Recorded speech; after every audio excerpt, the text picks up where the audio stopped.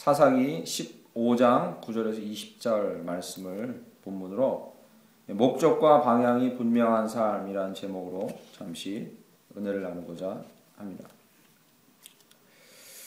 저희는 지금 사사기를 계속 살펴보고 있는데 이 블레셋 사람들이 이제 삼손과 대치하는 장면이 오늘 본문 말씀입니다. 여러 명의 사사가 왔다 갔지만 그러나 삼손처럼 많은 사람들의 기억 속에 심지어는 교회를 다니고 있지 않은 사람들의 기억 속에도 오래 기억되고 있는 사람이 있을까 싶습니다. 저희가 쓰는 가방에도 심지어 삼손의 이름을 딴 가방명이 전 세계적으로 유행할 정도로 삼손은 그의 놀라운 능력으로 많은 사람들에게 깊은 인상을 남겨주고 있는 사사입니다. 그 사사는 사는 날 동안에 아주 특별한 부르심을 하나님께로부터 입었습니다. 이 다른 사사에게는 칭해지지 않는 나실인이라는 호칭이 삼손에게 붙어 있었습니다. 그만큼 삼손은 어린 시절 태어날 때부터 태어나기 전부터 그 아비에게 이 포도주를 멀리하고 시체를 멀리하고 부정한 것을 멀리하면서 이 나실인으로 준비되었던 사람입니다. 삼손에게도 인간적인 약점이 있어서 삼손은 그러나 이 자기 이스라엘 백성 중에서가 아니라 이방들 여인 중에서 아내를 갖기를 원했습니다. 그래서 오늘 본문 말씀이 이렇게 진행되는 배경에도 삼손이 이방에 내려가서 이방 여인 딥나 여인을 아내로 삼고자 했으나 그것이 잘 안 됩니다. 불발합니다. 안타깝게도 그 딥나에 있던 여인의 부모가 그 삼손의 아내가 될 뻔했던 그 여인을 다른 남자에게 시집 보내버립니다. 삼손이 가가지고 그 여인을 나의 아내로 주십시오 하니까 이 장인이 다른 남자에게 주었으니 너는 동생을 가지는 게 어떻겠냐, 동생과 결혼하는 게 어떻겠냐 이렇게 얘기합니다.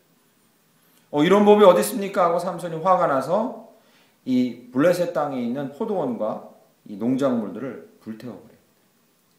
그리고 그것에 화가 나서 이 블레셋 사람들은 이 삼손이 결혼하려고 했던 딥나 여인의 이 여인과 이 집안을 모두 불살라서 죽여버립니다.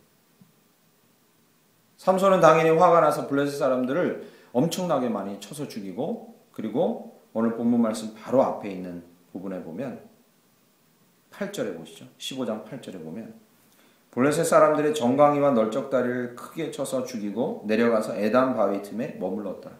삼손이 화가 너무 나서 블레셋 사람들을 엄청 많이 쳐서 죽이고 에담 바위 틈에 숨어 있는 장면. 그 다음 부분부터가 오늘 본문 말씀에 등장하는 내용입니다.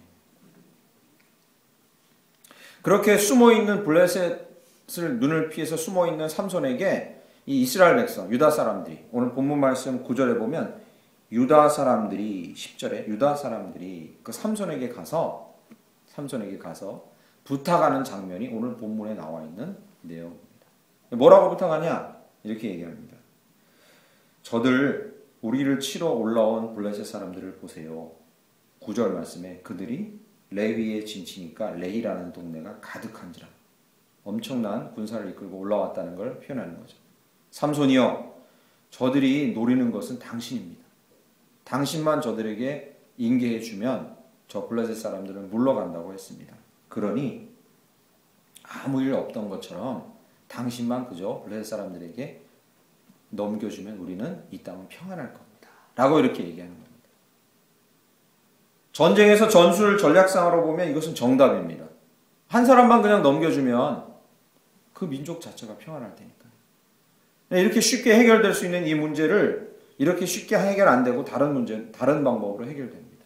이 과정에서 저희가 읽은 9절에서 20절까지 이 문제가 해결되는 과정에서 저희는 이 삼손을 찾아온 유다 사람들의 태도와 삼손의 태도를 통해서 영적인 통찰을, 깨달음을 크게 얻게 됩니다. 제가 제목으로 쓴 대로 여기 본문 말씀에서 삼손을 찾아온 유다 백성들과 그 유다 백성들을 대하는 삼손의 태도에서 목적과 방향이 분명한 삶이 얼마나 하나님 보시기에 아름다운 삶이고 우리가 영적인 삶을 살아갈 때 목적과 방향이라는 것이 얼마나 중요한가를 오늘 본문 말씀은 두 사람의 부류의 태도에서 보여주고 있습니다. 아주 귀한 통찰이죠. 첫 번째로 이 삼손을 찾아온 유다 백성들의 태도가 어떠했는지 먼저 살펴보고자 합니다. 우선 이 삼손을 찾아온 유다 백성들의 숫자가 몇 명이었는지 오늘 본문 말씀은 분명히 적고 있습니다. 일부러 이게 적은 거죠. 11절 말씀 보시죠.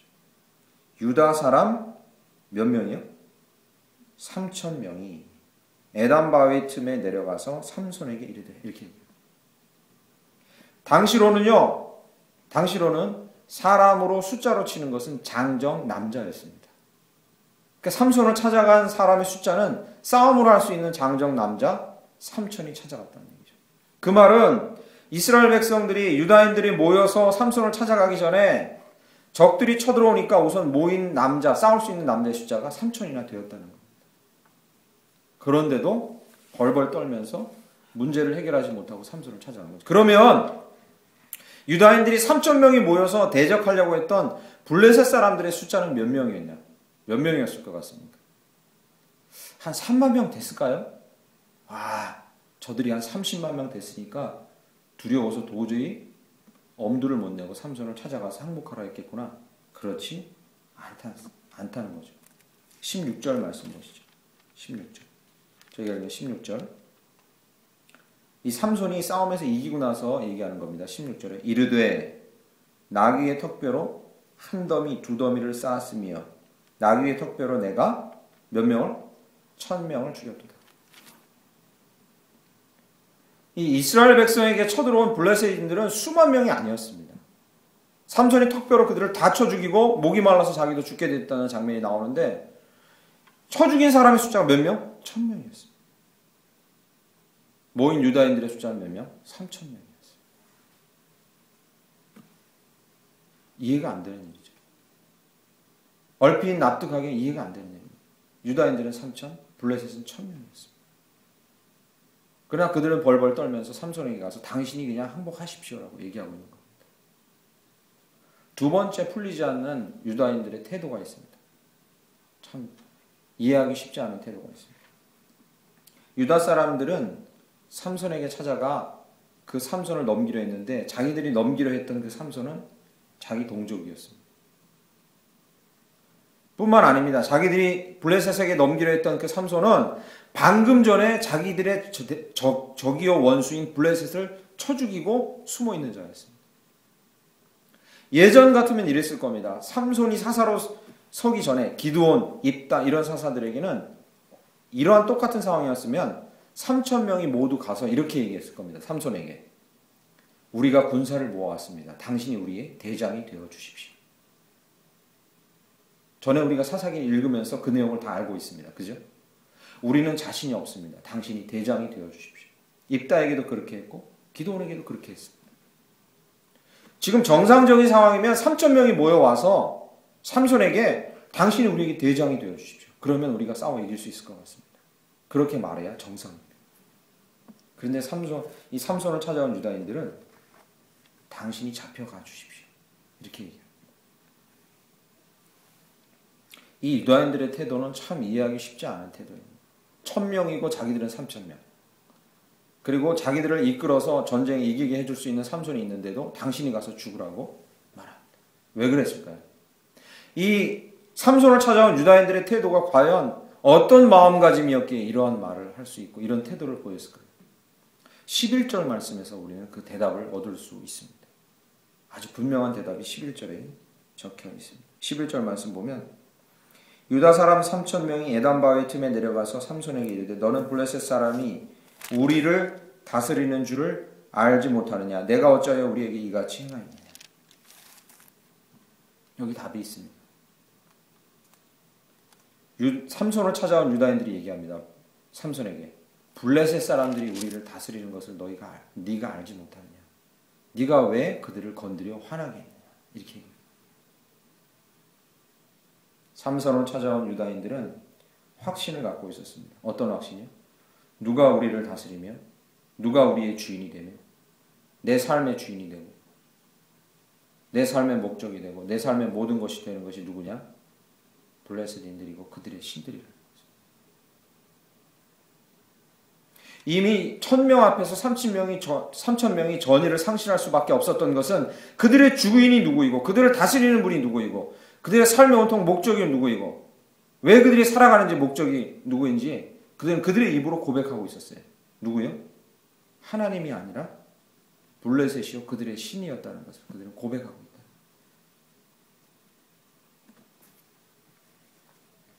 이게 어찌 할 말입니까? 어찌하여 삼손이여 네가 그들을 건드렸느냐, 이게 할 말입니까? 그들은 이미 그들의 주인이 하나님이 아니요 블레셋과 바알신이 그들의 주인임을 고백하고 있었다. 이러한 태도에 비해서 삼손의 태도가 어땠는지, 삼손이 그들에게 이르되 12절 보시면 너희가 나를 치지 아니하겠다고 내게 맹세하라, 이렇게 얘기합니다.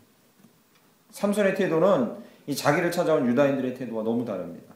삼손이 유다인들에게 딱 하나 약속해달라고 한 게 있습니다. 그게 뭐냐면 너희들이 직접 나를 죽이진 않겠다고 약속해라. 이 삼손의 태도와 마음가짐을 알 수 있습니다. 그 마음가짐이 무엇입니까? 나는 동족인 너희와는 싸우지 않겠다. 지금 삼손을 찾아온 유다인들은 자기들의 주인이 블레셋이고 바알이고 그리고 그들과 한패가 되고 그들을 주인으로 섬기고 삼손과 싸우려고 하는 거였어요. 그러나 삼손의 태도는요, 나는 너희와 싸우지 않겠다. 나는 나의 주인이 하나님임을 믿고 나의 싸움의 대상이 블레셋인 것을 확실히 믿는다 라고 얘기합니다.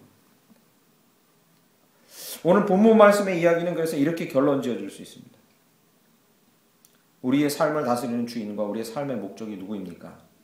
삼손을 찾아온 유다인들에게 그들을 다스리는 주인과 그들의 삶의 목적은 블레셋과 바알이었습니다. 그러나 삼손에게는요, 그의 삶의 목적과 그의 삶의 주인은 하나님입니다. 그러면요, 그들의 싸울 대상은 누구였습니까? 유다인들에게 그들의 싸울 대상은 블레셋이 아니라 그들을 힘들게 만드는 삼손이었던 거죠. 오히려. 그러나 삼손에게는 싸울 대상이 누구였습니까? 오직 블레셋과 바알이었던 거죠. 사랑하는 성도 여러분, 하나님의 백성이 그들의 삶의 목적과 그들의 삶의 주인이 누구며, 하나님의 백성은 그들의 삶의 목적과 그들의 삶의 주인이 누구며 그들의 싸울 대상이 누구인가를 바로 알 때 우리가 영적인 싸움과 영적인 삶에서 승리하는 삶, 능력 있는 삶을 살게 될 줄 믿습니다. 할렐루야. 블레셋인들 앞에서 유다인들은 스스로 고백한 거죠. 나의 삶의 주인은 하나님이 아닙니다.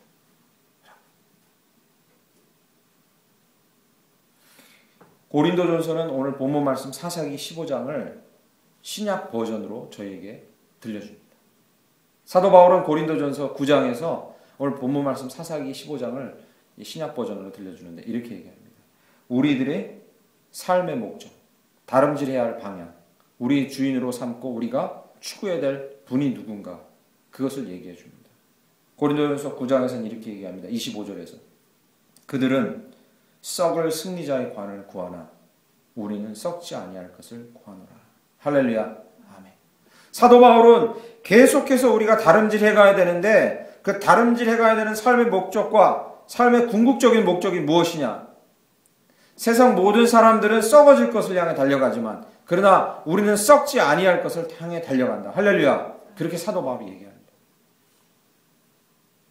마치 블레셋인들이 썩을 것을 향해서 우선 자기들의 모든 것을 바쳐 달려갑니다. 뭐요?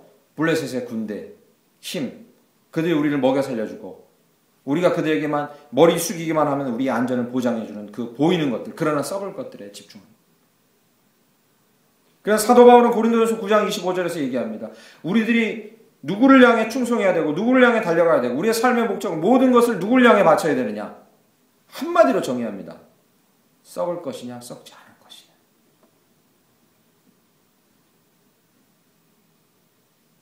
그러면 사도 바울이 얘기하는 이 썩지 아니할 것이 도대체 무엇을 얘기하는 거겠습니까? 이 온 세상과 온 우주와 모든 것을 통틀어서 썩지 아니할 유일한 게 뭐가 있겠습니까? 그래서 하나밖에 없다는 거죠. 영원하신 하나님과 그 아들 예수 그리스도와 성령님밖에 없다. 할렐루야. 그게 뭐 썩지 않을 것을 향해 달려가라고 바울이 얘기하니까 이 하늘에 있는 영광의 면류관이라고 자꾸 얘기하는데 면류관도 물질이죠, 그죠? 물질에 불과합니다. 온전히 유일하시고 썩지 아니하시고 온전하신 것은 하나님밖에 없다는 거죠. 사도 바울은 바로 그 주님을 얘기하는 거예요. 블레셋은 썩을 것에 자기의 삶을 바치고 주인으로 삼았습니다. 우리도 이렇게 할 수 있습니다. 이 땅에서 누리는 인정과 보람과 영화와 우리가 누리게 될 외적인 결과물들을 우리가 잠시라도 사모할 수 있고 그것을 우리의 주인으로 삼을 수 있고 삶의 목적으로도 삼을 수 있습니다. 간혹 그렇게 할 수도 있습니다. 그러나 그것은 우리가 결국 궁극적인 목적으로 삼을 것이 아니라는 것을 오늘 본문 말씀과 또한 사도 바울이 이야기해 주고 있습니다. 우리가 궁극적으로 목적으로 삼고 온전히 우리의 주인으로 삼고 달려가야 될 것은 딱 하나밖에 없다는 거죠. 그 기준을 삼을 때 목사님 제가 그 모호합니다. 야, 어떤 게 소중하고 가치가 있고 어떤 걸 먼저 해야 되죠? 모호합니다. 성도들도 그런 이야기를 하시는 분이 많습니다. 그러면 여러분과 제 마음 가운데 이 하나를 기억하십시오. 그것이 썩을 것인가? 그것이 썩지 않을 것인가? 썩을 것이라면 있어도 되고 없어도 되는 것이라고 생각하시면 됩니다. 그리고 지금 있어도 되고 지금 없어도 굳이 되는 것이라고 생각하면 됩니다. 지금 많은 것들 중에 우선순위를 정하면 2등으로 해도 충분히 될 것이라고 생각하시면 됩니다. 그걸 다 버리라는 얘기가 아니에요. 그래서 2등으로 생각해도 되고 나중에 생각해도 되고 지금 없어도 된다고 생각해도 됩니다. 그러나 썩지 않고 유일할 것은 우리의 삶의 모든 것을 들여서 우리가 먼저 취해야 되는 것인데 그것이 무엇입니까? 주님 그분이라는 거죠.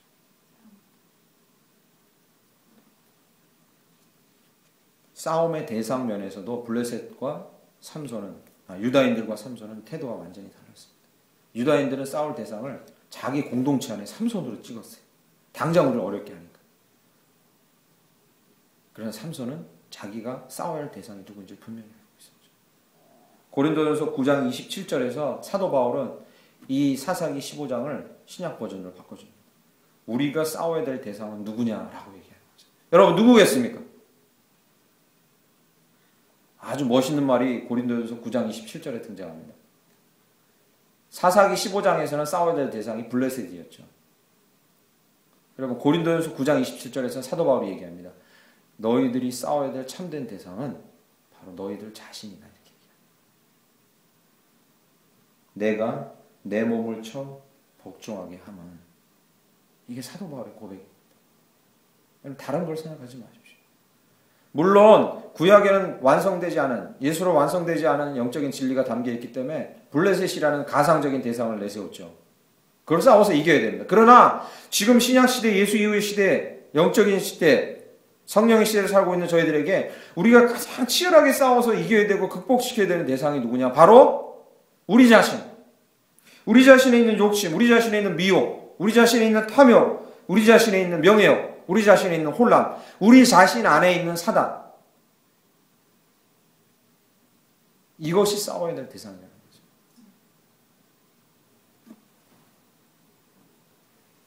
오늘 본문 말씀 사사기는 우리에게 삶의 목적과 우리가 싸워야 될 대상이 누구인지를 가르쳐줍니다. 목적과 방향을 분명히 하여서 승리하는 삶, 하나님께 붙들려 쓰임받는 사람들이 간절히 축원합니다. 그러면 이 목적과 방향이 분명했던 삼손과 목적과 방향이 분명하지 않았던 유다인들의 마지막 결말이 어땠는지 그걸 확인해 봐야 합니다. 그래야 우리에게 소망이 있는 거지 않습니까? 그지? 그걸 확인해 봐야 합니다. 유다인들의 결말은 두 가지였습니다. 하나는요, 삼손이 그렇게 손이 묶여서 끌려갈 때 3,000명이 1,000명을 대적 못하고 사람 하나 삼손을 전장에 적 1,000명 앞에 보내는 그들은 첫 번째 심한 부끄러움을 느꼈을 겁니다. 그렇지 않겠습니까? 우리가 우리 공동체 지체를 지켜주지 못하고 하나 되지 못하고 오히려 우리 지체를 잡아서 적군에게 넘겨주는 정말로 심한 치욕과 부끄러움을 느꼈을 겁니다. 두 번째는요. 그래서 공동체 안에 소중한 사람을 대적하는 형국이 됐고 공동체를 연약하게 만들었을 겁니다. 생각해보세요. 그렇지 않습니까? 삼손도 잡아서 주었으면 그 공동체 안에 있는 사람들 어떻게 생각했겠습니까? 나중에 블레셋이 와서 나를 잡아서 주면 전쟁 안 하겠다 하면 나도 잡아가겠구나. 아이고 나도 잡아가겠구나. 나도 얼마든지 끌려갈 수 있겠구나. 공동체는 응징력이 완전히 깨져버렸을 거예요. 목적과 방향을 잘 모르고 열심히 달려가는 자들에게 두 가지가 있을 뿐입니다. 자꾸 부끄러움이 있고 또 하나는 공동체 안에 체력이 약화되고 깨어지는 이 효과를 낳게 된다. 삼손은 어떠했습니까? 삼손은요, 목적과 방향이 분명하게 달려가는 삼손은 그의 이 오늘 본문 말씀에서만 나온 이 결과를 봐도 그 결과는 다이나믹한 것이었어요. 놀라운 것이었어요. 14절 말씀 먼저 보면 14절에 삼손이 레이의 이름에 지금 손이 묶여서 끌려가고 있는 거죠. 블레셋 사람들이 그에게 마주 나가며 소리를 지를 때에 몇 명이요? 1000명이 넘는 사람. 얼마나 두렵겠습니까? 1000명이 소리 지르면서 한 명한테 달려온다고 생각해 보십시오. 그런데 그때 여호와의 영이 삼손에게 갑자기 임하시네. 할렐루야. 아멘. 삶의 목적과 방향이 분명하게 달려가는 사람들. 그 삶의 목적이 주인이신 하나님이고 방향이 내 안의 적인 사단을 향해서 싸우고 나아가는 사람들에게는요, 성령께서 강하게 임하시고 역사하실 줄 믿습니다. 아멘. 아멘. 주님을 주인으로 인정하며 원수를 대적하며 나아가는 자들에게 성령께서 반드시 강한 능력을 보여주실 줄 믿습니다. 이게 첫 번째 삼손이 누렸던 결과예요. 두 번째는 뭐냐면요, 삼손이 1000명을 쳐 죽이고 목이 말라서 죽게 됐습니다. 그래서 오늘 본문 말씀에 18절에 삼손이 목이 말라서 부르짖습니다. 적군 1000명을 죽이면 뭐합니까? 제가 지금 죽게 생겼습니다. 하나님 저를 도와주십시오 하니까 19절 한 우묵한 곳을 터뜨리고 하나님이 뭘 주십니까? 물을 주시고 그를 살려주십니다. 목적과 방향이 분명한 삶이 항상 편안한 삶은 아닙니다. 적을 죽이고 나 자신을 쳐서 죽이고 내 안에 있는 원수를 죽이고 나 자신을 쳐서 죽이고 복종시키는 삶이 편안한 삶은 아닙니다.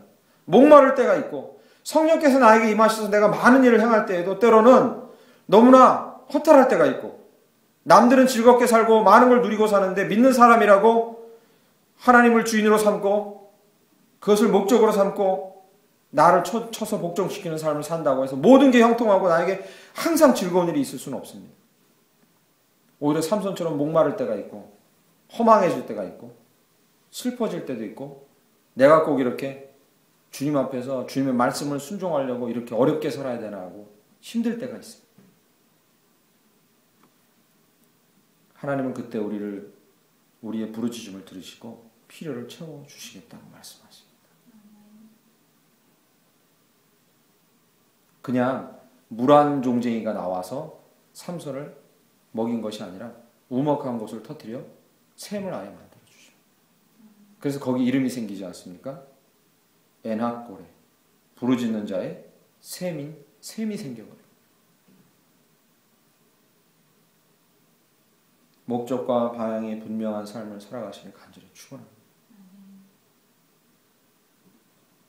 썩지 않느냐 썩을 것이냐만 생각하면 기준이 아주 분명해집니다. 갈등이 없어집니다. 그것이 썩을 것이냐라고 생각하면 두 번째 해도 되고 나중에 해도 되고 아니 취하지 않아도 상관이 없습니다. 그러나 이것이 썩지 않을 것이다라고 생각합니다.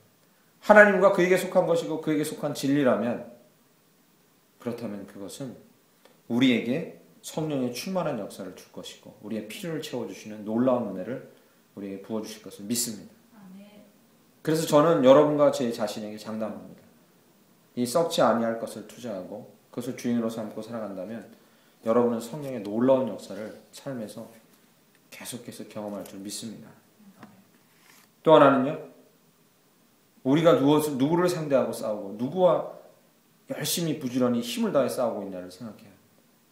방향이 분명해야 된다는 거죠. 우리의 싸움의 방향이 무엇입니까? 옆에 있는 사람과 싸우고 나를 힘들게 하는 사람과 싸우고 또는 내 자신의 이 갈등에 이기지 못해서 내 자신에 지고 계속해서 이렇게 우리 자신의 싸움의 방향이 누군지를 모르고 싸울 때 우리는 좌절할 수밖에 없고 힘들어할 수밖에 없습니다. 그러나 오늘 본문 말씀의 싸움의 대상은 누구입니까? 원수 사단. 우리 싸움의 진정한 대상은 누구입니까? 우리 안에 있는 사단, 우리 안에 있는 욕심, 우리 안에 있는 자아. 이것과 우리가 계속해서 싸워나갈 때 하나님께서 우리에게 성령의 충만한 것, 필요를 넘치게 채우시는 은혜를 주실 줄 믿습니다.